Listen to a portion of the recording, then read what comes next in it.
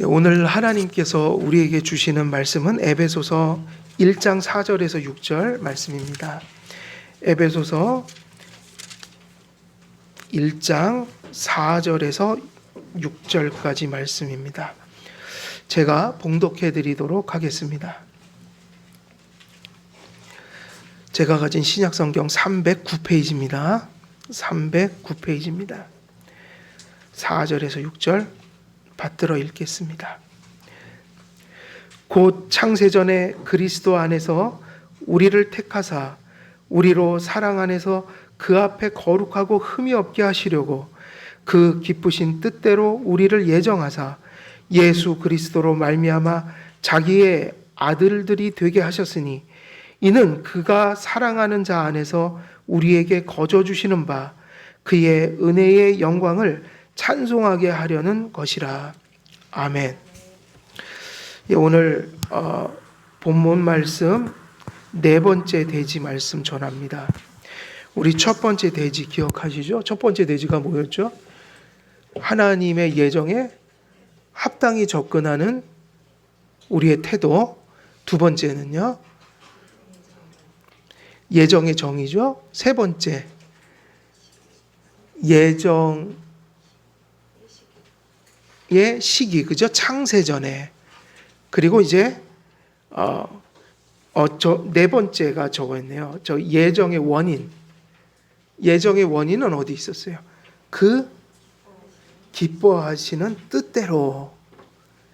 그리고 이제 오늘 다섯 번째네요. 다섯 번째 대지는 뭐예요?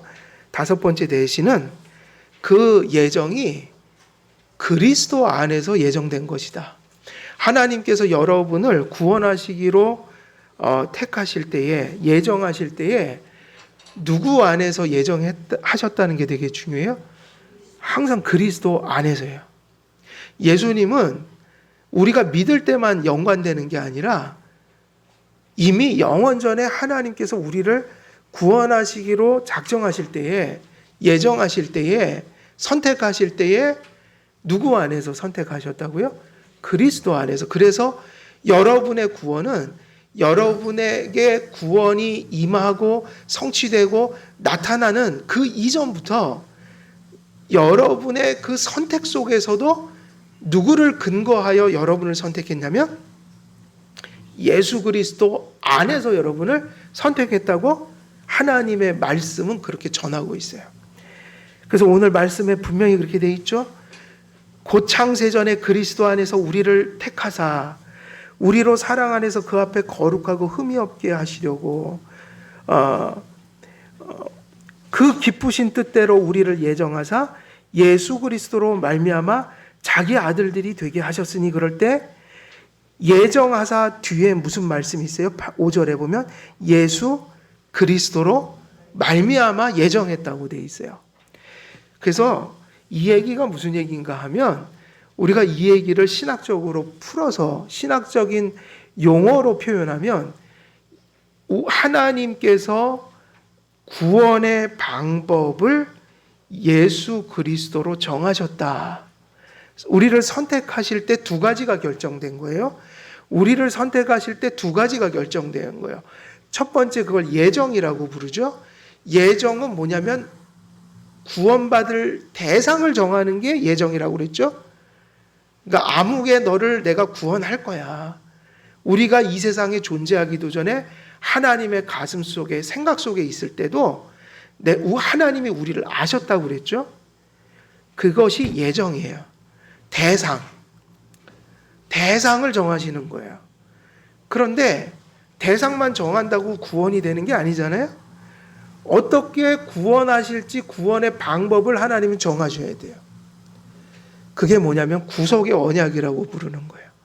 구속의 언약이 뭐냐? 성부, 성자, 성령의 삼위가 교제하신다고 그랬죠. 한 본질의 하나님 안에는 구별되는 새 위격으로 존재하심이 있다. 그래서 하나님 안에는 구별성이 있고 본질의 단일성이 있음에도 불구하고 위격에 또 구별성이 있어서 한 하나님 속에 위격의 삼위가 교제하고 사랑하고 의논하고 이런 일들이 가능하다는 거예요. 그 성부, 성자, 성령께서 영원전에 무엇을 의논하셨을까요? 이건 시간이 아니에요. 영원전에 있었던 일들이에요. 영원전에 무엇을 성삼위께서 의논하셨을까요? 예수 그리스도를, 그러니까 아버지께서 선택하셔서 요한복음에 보면 영원전에 그 택하신 자들을 누구에게 주셨다고 그랬어요? 아들에게 주셨다는 건 무슨 의미일까요? 예수님이 그들을 위해서 구속을 성취해야 되는 임무를 갖게 되셨다.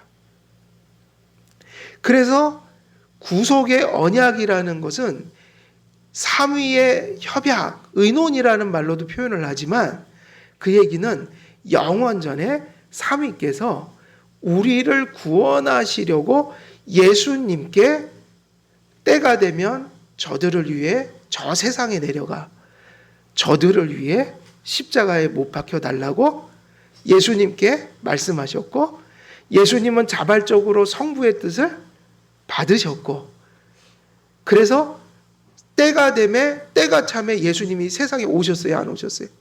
오셔서 요한복음에 보면 끊임없이 그런 얘기를 해요. 나는 나의 뜻대로 행하지 않고 아버지의 뜻을 이루기 위해서 왔다. 그리고 요한복음 17장 보면 끊임없이 그런 말씀을 하십니다. 아버지께서 내게 주신 자들을 위해서 내가 비옵니다. 중보합니다. 그러니까 여러분, 예수님은 누구를 위해서 십자가에 피 흘려 죽으신 걸까요? 모든 사람이에요. 선택한 사람들을 위해서 죽으신 거예요. 그게 도르트 신조예요. 칼빈주의 5대 강령이라는 것을 거기서 뽑아내는데, 하나님의 불가항력적인 은혜, 그리고 제한적 속죄, 그 장로교와 그 종교개혁 때 보편적인 신앙이었던 장로교회 혹은 개혁교회들의 고백이었다고요.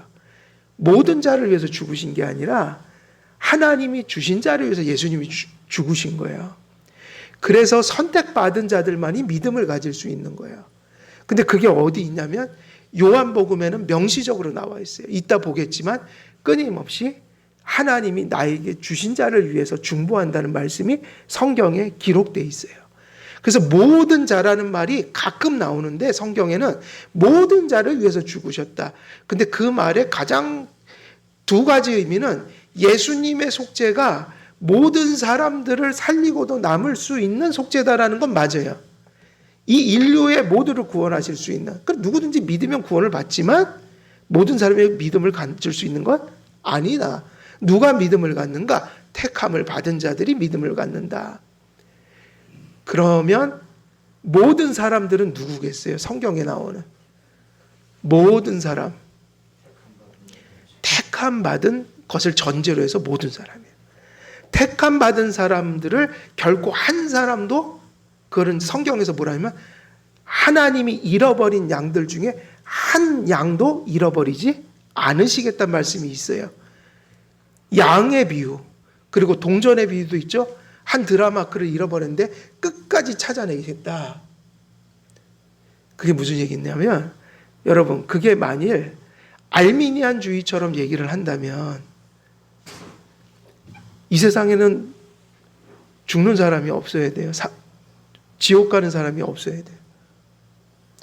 근데 하나님이 끝까지 찾아내는 그 대상이 모든 사람은 아니에요.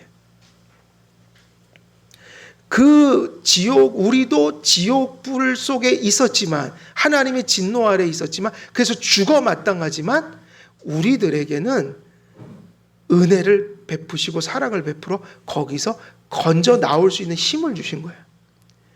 그래서 모든 사람이 어떤 의미인 거예요? 모든 사람은, 세상에 태어난 모든 사람, 그래서 보편 구원이 아니라 제한 속죄, 택함 받은 사람들에게만 믿음이 임한다는 거예요. 그들을 구원하신다. 그래서 이 도르트 신조에서 장로교도들은 그걸 분명하게 고백했어요. 분명하게 하나님 앞에 고백했어요. 그러나 종교개혁이 한참 지나고 나서 알미니안주의라는 게 나타나기 시작했어요. 개혁교회 안에. 그래 가서 이제 그런 것들을 논박하는 사상들이 일어났고 오늘날에는 편만하게 퍼져버렸죠. 그러나 16, 17세기의 종교개혁의 표준은 그런 것이 아니었어요. 그래서 우리가 기억할 것이 우리가 지금 믿음을 갖고 지금 구원을 받는 그 순간에만 예수님과 연결되어 있는 게 아니라 언제부터 예수님 안에서 선택을 받은 거예요? 영원 전부터. 그래서 우리가 기억할 것은 예수님이 없이는 하나님의 선택은 성취될 수가 있는 거예요, 없는 거예요? 모든 것이 예수 안에서 이루어진 거예요.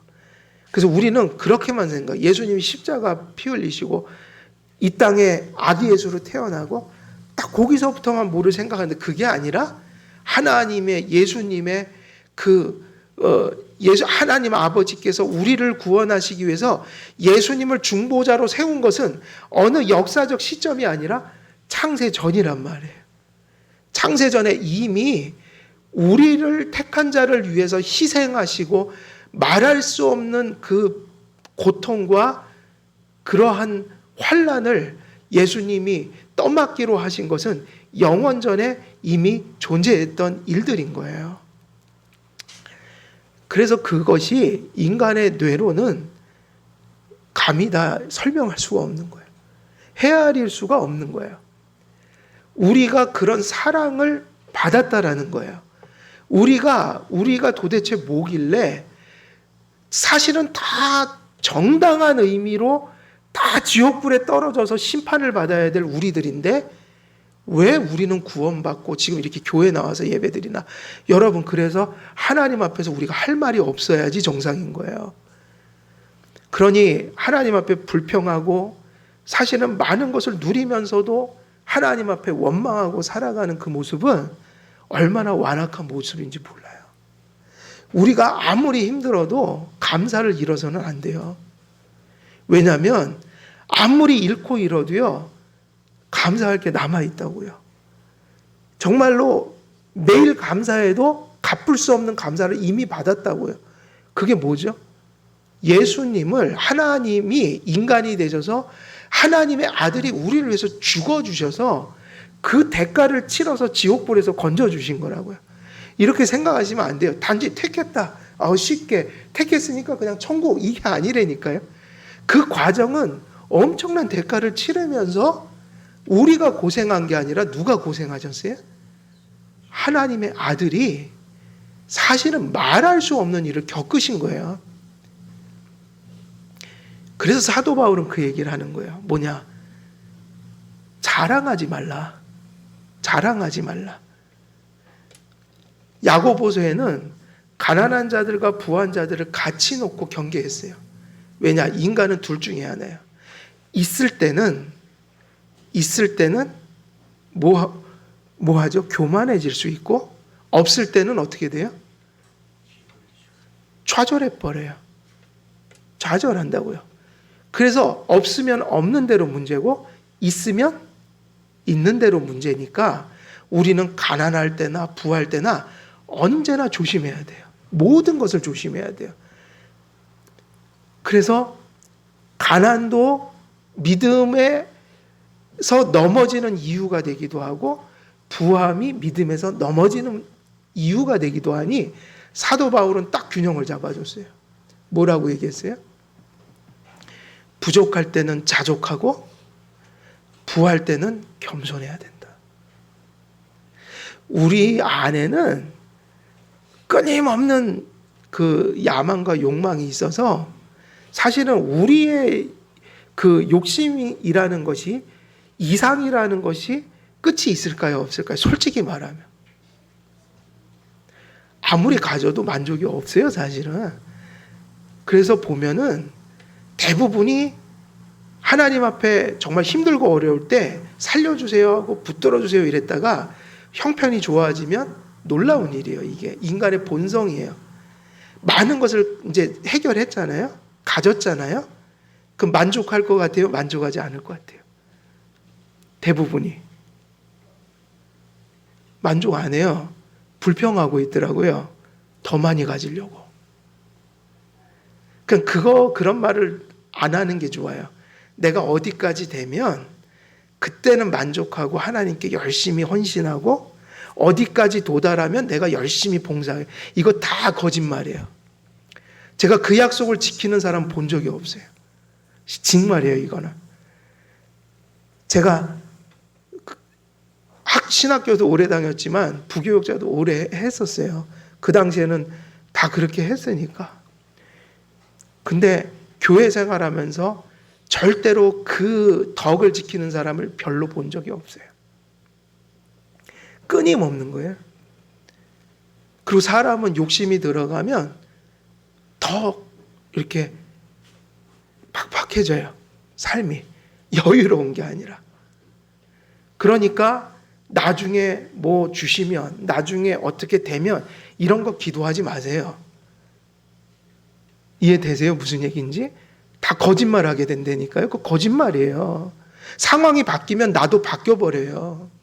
저도 마찬가지인 거예요. 그건. 그 인간의 본성이에요.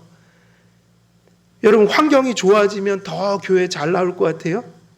환경이 좋아지면 하나님 앞에 더 헌신할 것 같아요? 어때요? 그럴 것 같습니까? 그렇지 않더라는 거예요. 더 게을러지고 더 나태해져요. 제가 지금 헛소리 하는 걸까요? 저는 그렇게 생각하지 않아요. 너무 많이 목격했기 때문에. 그러니까요, 믿음은 언제 하는 거예요? 믿음은? 봉사도 헌신도 믿음 생활도 언제 하는 걸까요?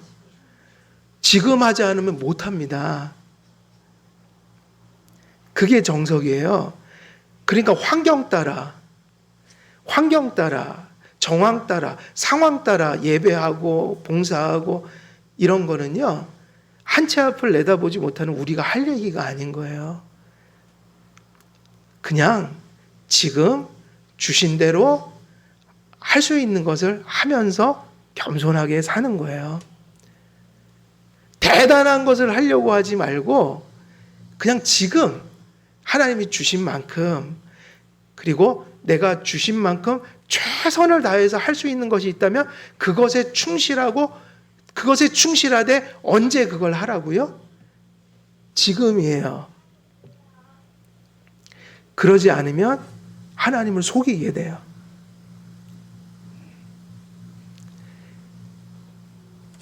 우리가 우리에게 재능이나 가진 것이나 모든 것을 자랑해서는 안 되고요.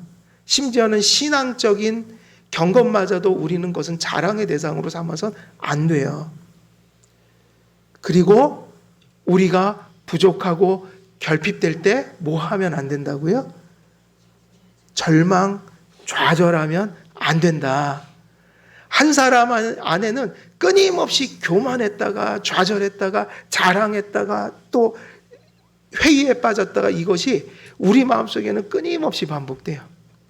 크고 작은 일들 속에서 조금 잘하면 우쭐하고 조금 안 되면 절망해버리고, 이게 하루에도 12번씩 겪는 우리의 변덕스러운 마음이에요.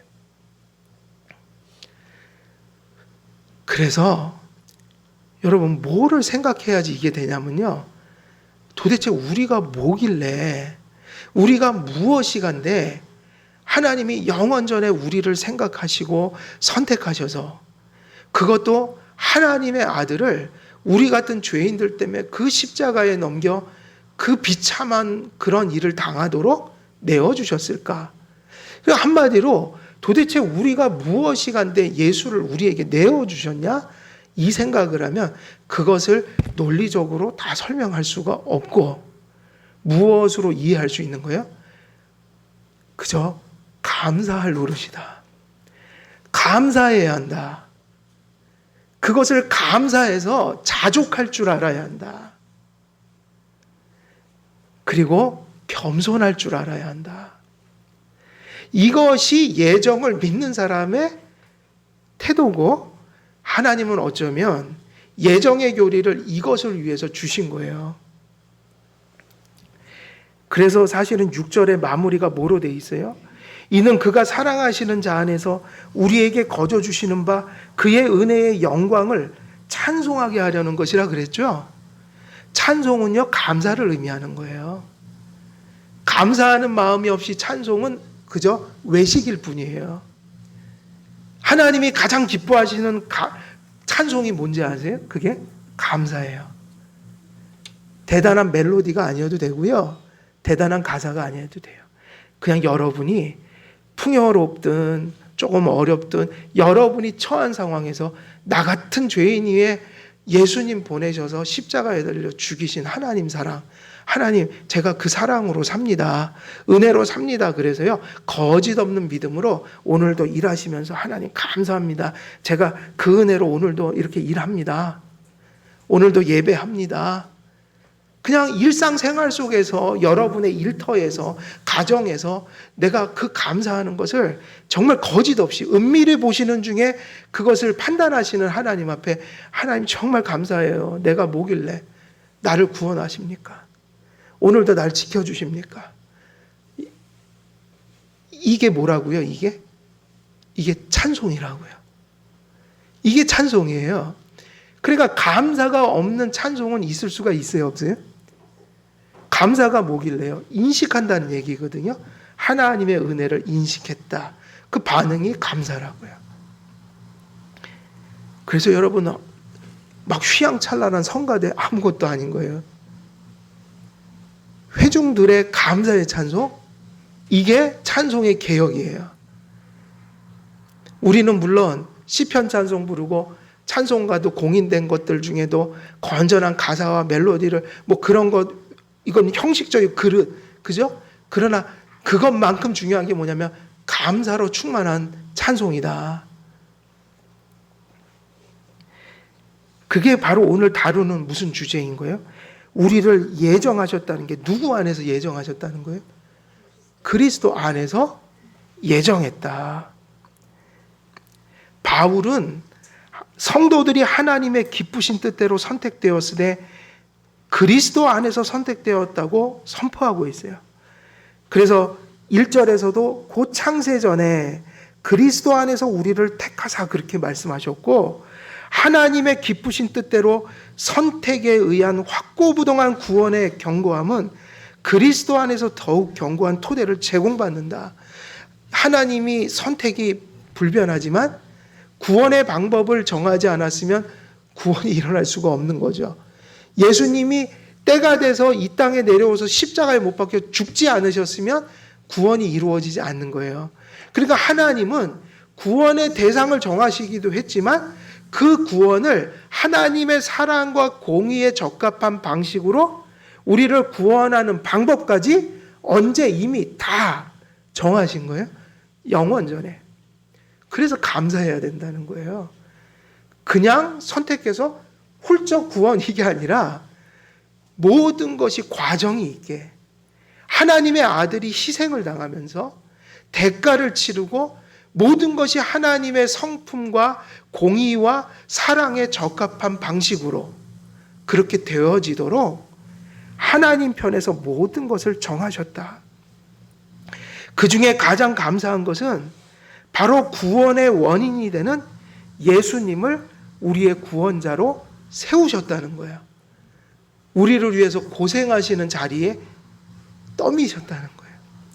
예수님이 그것을 자발적으로 받아 때가 되니 오셔서 하나님의 뜻을 다 이루심으로 우리를 구원하셨다고요. 그러니까 예수님께서 성경에서 말씀하시는 그거 있죠. 아버지의 뜻을 이루려 왔습니다. 그 뜻이 다 뭐겠어요? 무엇이겠어요? 그 뜻이 우리를 사랑하시는 그 마음을, 우리를 구원하시고자 하는 그 뜻을 누가 이루어 주신다는 거예요? 예수님이요. 그러니까 예수님이 없이는 구원은 이루어질 수가 없는 것이었다. 그래서 교회에서 누구 중심적인 신앙을 살아가야 됩니까? 예수님 중심적인 신학, 신앙 고백, 생활, 이것이 있어야 된다는 거예요. 바울은 또렷이 말합니다. 성도가 선택된 것은 분명히 그리스도 안에서, 헬라어로 엔 크리스토, 이것이 바울 신학의 핵심이에요. 바울이 많은 서신을 썼죠. 바울이 많은 얘기를 하고 있죠. 서신 중에 가장 서신을 많이 쓴 사람이 누구예요? 신약 성경? 바울이에요. 그죠? 근데 바울의 가르침, 복음의 핵심이 뭐예요?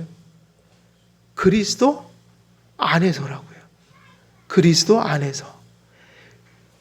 바울이 전하고 있는 신령한 복음 그거예요. 창세전에 우리를 택하시되 그리스도 안에서 택하셨다. 그래서 모든 구원의 성취와 적용이, 구원의 모든 신령한 복들이 누구 안에만 있다? 그리스도 안에만. 그래서 여러분 예수를 믿는, 예수님을 믿는 그 믿음은 절대적인 신앙이어야 돼요. 여러분 문화가 돼서는 안 돼요. 문화가 아니라 죽고 사는 문제가 돼야 되고요. 여러분이 받은 모든 신령한 복은 그리스도 밖에서 주어지지 않는 것들이니 우리의 감사가 그리스도를 지향해야 한다. 영원에서 하나님께서는 우리를 선택하실 때 놀랍게도 제2위 하나님 성자 안에서 우리를 선택하셨습니다. 우리가 선택될 때 그 하나님이 영원전에 예수님 안에서 우리를 선택했다는 얘기는 우리를 구원하실 머리로서 누구를 이미 세우셨다는 얘기예요.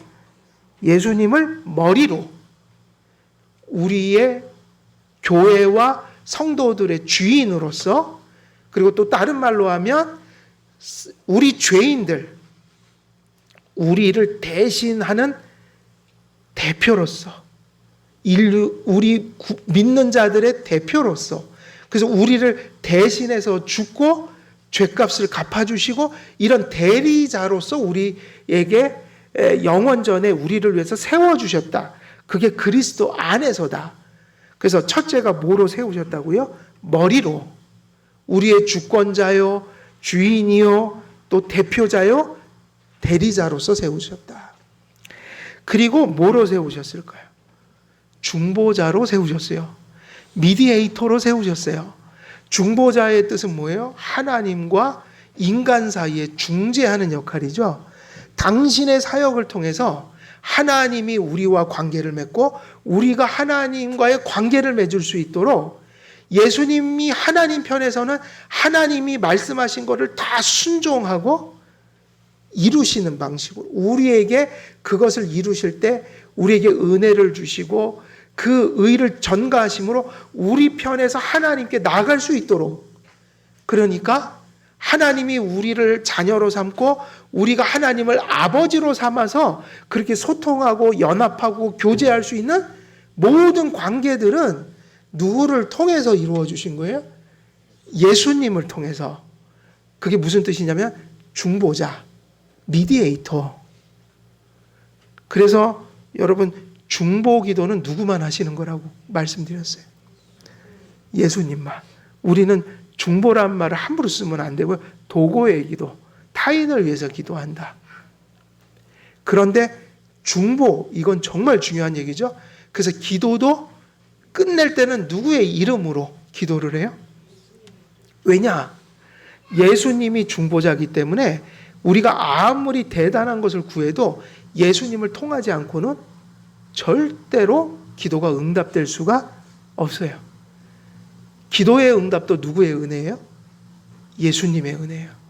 예수님 안에서만 기도의 응답이 있어요. 그러니까 예수님을 믿지도 않으면서 엄청난 기도를 한다고 해서 18시간을 꿇어 엎드려 금식 기도한다고 해서 기도의 응답은 절대로 이루어지는 게 아니에요. 예수님을 똑바로 믿어야 합니다. 5분을 기도하더라도 예수님의 이름으로 똑바른 믿음으로 기도드릴 때 그걸 받아주세요. 예수님을 똑바로 알아야 돼요.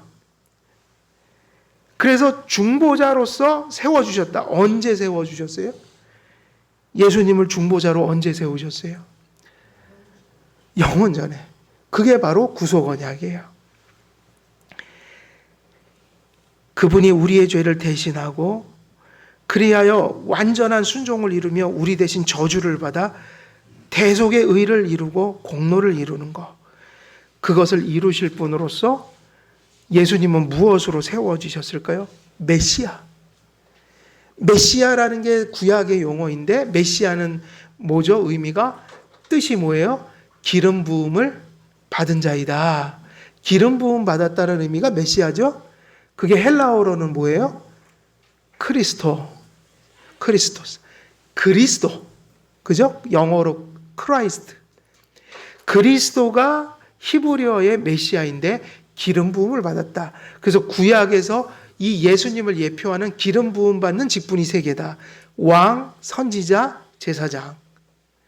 그 왕과 선지자, 제사장이 다 구약에 누구를 예표하는 거예요? 예수님이 이루실 일을 예표했다. 예수님이 이 땅에 오셨을 때 왕과 선지자와 제사장으로서 우리의 죄를 다 사해 주시고 우리를 통치하시며 우리에게 말씀을 깨우치시는 그런 분으로서 우리를 구원하시는 구주가 되셨다. 그러면 이게 언제 되어졌다고요? 바로 영원전 구속의 언약 때 하나님께서 이러한 방법으로 우리를 구원하겠다고 이미 삼위간에 언약을 맺으셨다는 거예요. 그래서 하나님께서 우리를 선택하시고 그 선택이 사랑과 공의를 만족시키며 정당하게 성취될 수 있는 그런 방식으로 그 구원의 방법을 정하셨다는 겁니다. 예수님의 속죄 사역의 성취 없이 그 선택은 정당하게 성취될 수 없습니다. 그리스도의 죽으심과 부활, 승천하심, 그리고 또 다른 보혜사 성령을 보내주심, 천상에서 영원히 우리를 위해 중보하심은 하나님의 기쁘신 뜻대로 선택하심이 성취되는 토대요 전제가 된 것입니다. 그리스도 안에서라는 그 말씀, 그 그리스도 안에서 선택하셨다는 그 말씀은 영원전에 하나님께서 우리를 구원하실 방법을 미리 아시고 정하셨다는 뜻인 겁니다. 우리가 구원받는 방법은 그리스도의 구속사역을 통해 성취되고 적용되는 방식으로 그렇게 하셨다는 의미입니다. 그래서 우리가 요한복음 17장 24절을 같이 읽어볼게요. 요한복음 17장 24절을 한번 같이 찾아 읽어보겠습니다. 요한복음 17장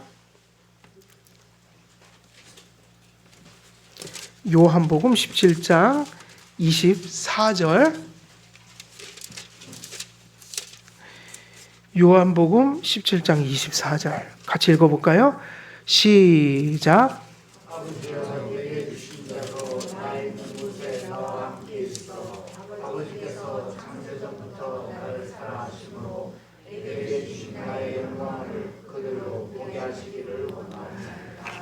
자, 요한복음 17장 24절에는 빼도 박도 못할 하나님의 증거가 있어요.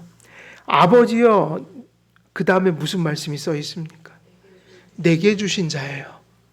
내게 주신 자가 나 있는 곳에 나와 함께 있어 아버지께서 창세 전부터 나를 사랑하심으로 내게 주신 나의 영광을 그들로 보게 하시길 원하옵나이다. 하나님 나라에 들어가고 하나님 나라의 영광을 깨닫고 믿고 삶에 적용할 수 있는 대상이 누구인 거예요? 내게 주신 자인 거예요. 그래서 우리는 그렇게 사고해야 돼요. 내가 뭐길래 하나님 아버지께서 나를 구주 그리스도께 주셨나이까? 내가 그리스도의 소유가 되게 하셨나이까? 그러면 이 얘기가 왜 감사한 거냐면 내게 주신 자들만이 때가 되면 믿음을 갖고 거듭나고 회심하고 회개하고 삶을 바꾸고 또 이 어지러운 세상 속에서 부족하지만 그 믿음을 가지고 천상을 향해서 걸어갈 수 있는 그 믿음이 지속된다. 12절도 한번 읽어볼까요? 12절. 12절. 예. 12절 함께 읽어볼게요. 시작. 내가 그들과 함께 있을 때에 내게 주신 아버지의 이름으로 그들을 보존하고 지키었나이다. 그 중에 하나도 멸망하지 않고 다만 멸망의 자식뿐이오니 이는 성경을 응하게 함이니이다. 여기서 이 17장 말씀은 1차적으로 12제자에게 하신 말씀이고, 그리고 그의 가르침을 통해 구원받을 모든 그리스도의 제자들이란 말이에요. 여기서 무슨 얘기를 합니까? 내가 그들과 함께 있을 때에 또 무슨 말씀이 나와요? 내게 주신 아버지의 이름으로 그들을 보전하고 지켰나이다. 여기서 가까이는 이게 12제자 중에 누구냐면요, 가룟 유다를 뺀 나머지 제자들이에요. 가룟 유다는 사실은 떨어져 나갔어요? 안 나갔어요? 예, 그는 애초부터 믿음이 없었어요. 왜 없었을까요? 그는 아버지께서 예수께 준 자가 아니었던 것을 스스로 증거하고 나간 거예요. 여기서 하나도, 그 중에 하나도 멸망하지 않고 다만 멸망의 자식뿐이오니, 그럴 때 그 멸망하지 않은 자들은 누구죠? 앞에서 나왔던 그 사람이에요. 아버지께서 내게 주신 자예요. 이게 사도들에게 한 얘기면서 사도들의 전도를 통해서 그리스도의 제자가 될 자들을 향해서 말하고 있는 거라고요. 하나님이 주신 자는 하나도 멸망하지 않아요. 잠시 방황할지는 모르지만 하나님은 징계하여 깨닫게 하여 또 돌아오게 합니다. 요한복음 17장 9절을 볼까요? 요한복음 17장 9절 또 한번 읽어볼게요.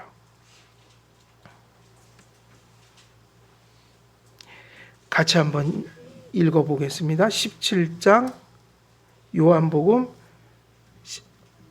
잠깐만요. 요한복음 10장 27절. 10장 27절.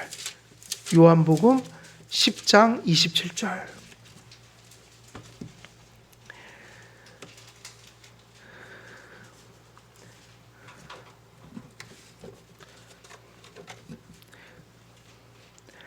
예, 같이 읽겠습니다. 시작. 내 양은 내 음성을 들으며 나는 그들을 알며 그들은 나를 따르리니라. 여러분, 내 양은 누구예요? 아버지께서 내게 주신 자들이에요. 같은 요한복음에 이 구절에서는 이렇게 표현했고 17장에서는 또 그렇게 표현하므로 성경은 전체 맥락에서 이것을 같이 봐야 돼요.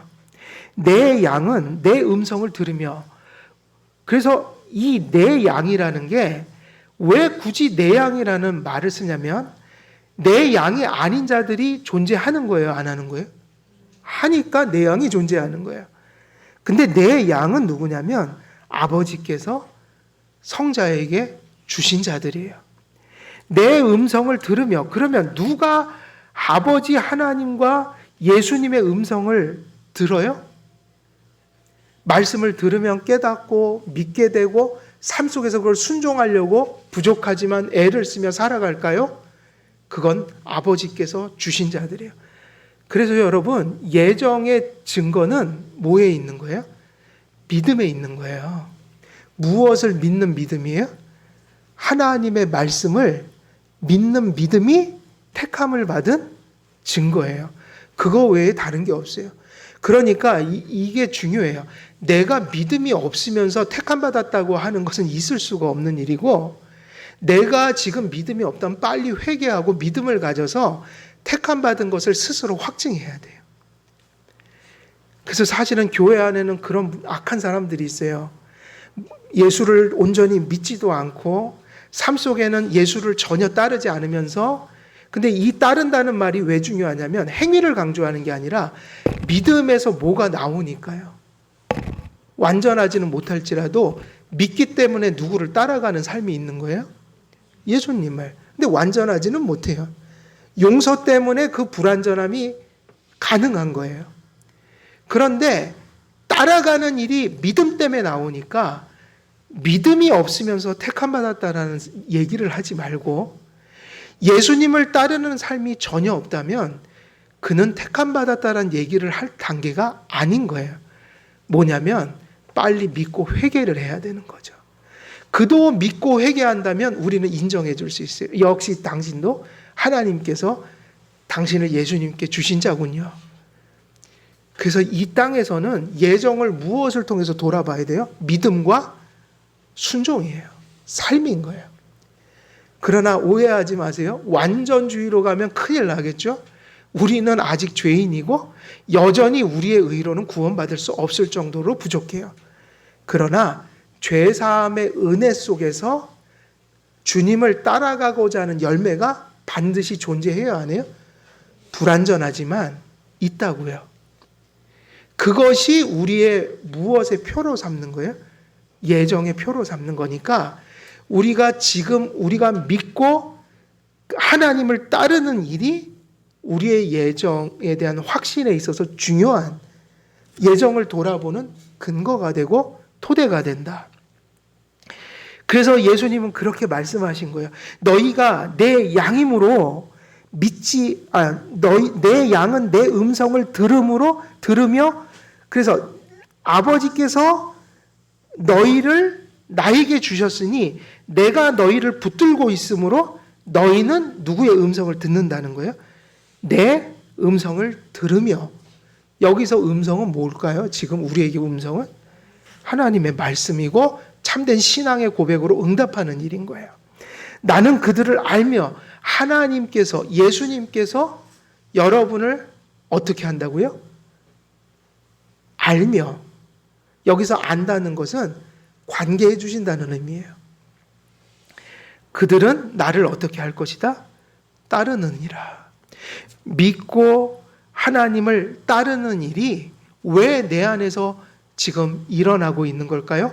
그것은 아버지께서 우리를 아들에게 주셨기 때문이에요. 그리고 17장 2절, 3절도 또 한번 읽어볼게요. 17장 2절, 3절, 17장 2절, 3절도 또 한번 읽어볼게요. 2절, 3절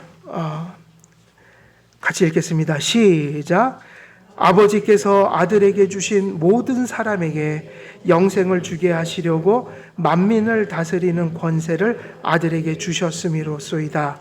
영생은 곧 유일하신 참 하나님과 그 보내신 예수 그리스도를 아는 것이니이다. 여기서도 뭐라고 그럽니까? 아버지께서 아들에게 주신 모든 사람에게. 여기서 모든 사람은 누구예요? 토가 붙었죠? 아버지께서 아들에게 주신 모든 사람이라고요. 근데 그들이 받는 신령한 복이 뭐냐면 참 하나님과 그 보내신 자 예수 그리스도를 아는 지식이 있어서 뭐를 받는 거예요? 이들이 영생을 받는 거. 영생은 누가 받습니까? 바로 아버지께서 아들에게 주신. 근데 그 주신 자들을 한 사람도 잃어버리지 않으니까 뭐를 붙인 거예요? 모든 사람들인 거예요. 이게 성도들이 받은 복인 거예요.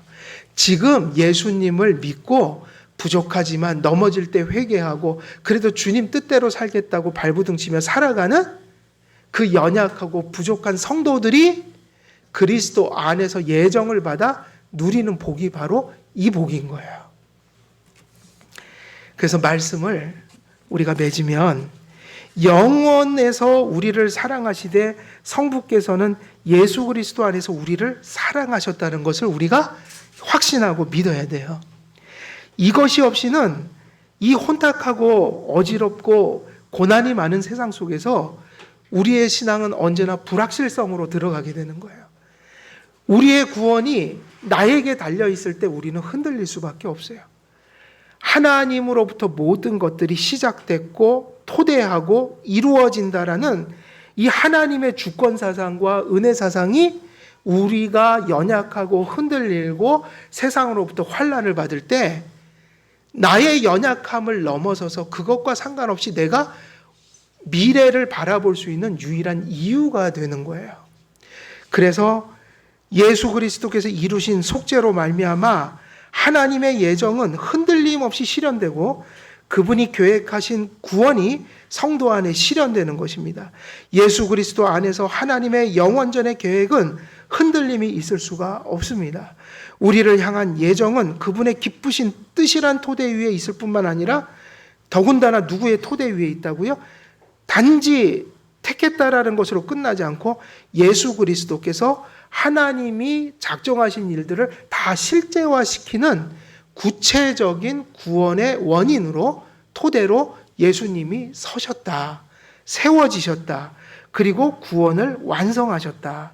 이것을 우리가 바로 그 말씀, 예수 그리스도로 말미암아 우리를 예정하셨다라는 그 말씀 속에 이러한 의미들이 바로 우리에게 선포되고 있음을 우리가 기억해야 합니다.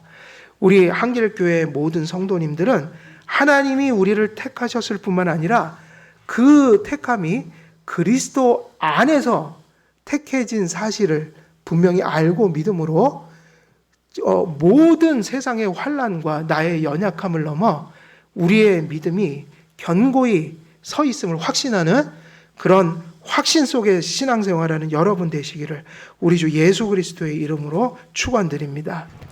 기도하겠습니다. 살아계신 하나님 아버지, 말씀을 함께 나누게 하시니 감사를 드립니다. 주님의 그 깊으신 예정의 교리를 또 함께 나누었습니다. 우리를 예정하시되 그리스도 안에서 예정하심으로 예수님을 영원전에 세우시고 또 이 땅에 보내셔서 모든 구원을 성취하실 분으로 이미 작정하셨음을 우리가 말씀을 통해서 확인하였습니다. 우리가 구원받은 것이 오직 예수님을 통하여 구원받은 것임을 아버지 하나님 다시 한번 가슴속에 새기게 하시고 우리의 모든 험난한 생활 속에 또 이 삶 속에 환경 속에 흔들림 없는 그 구원의 토대를 기억하여 모든 것들 속에 확신을 갖고 또 흔들림 없이 하나님을 향해 나아가는 그런 믿음 될 수 있도록 하나님의 말씀으로 성령으로 꼭 붙들어 주옵소서. 감사드렸고 우리 주 예수 그리스도의 이름으로 기도드리옵나이다. 아멘. 예, 우리 찬송가 200